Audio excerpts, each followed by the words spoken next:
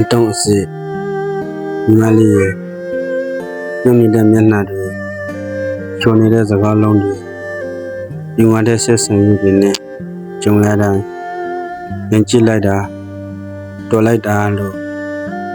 အမှတ်ပေးပြီးလူလည်းနဲ့မယုံမင်းစင်နဲ့တော့အတုံးနဲ့အစစ်ဆိုတာတွန်းကြကြလက်လက်ချင်းမှသိနိုင်ပါတယ်တညာသူအများစုကစကားကြွတတ်တယ်လူတတ်တဲ့ပို့ပြီးရှုမြတ်ပြောတတ်ကြတယ်ဘာလောက်အဲ့ဒီလိုအတုံးတွေနဲ့မတွေ့အောင်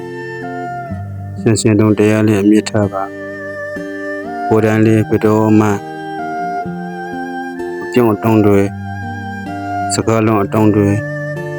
ရင်ကျင်းမအတုံးတွေမနှက်တဲ့မိမစင်းနေတော့အတုံးဆိုတာ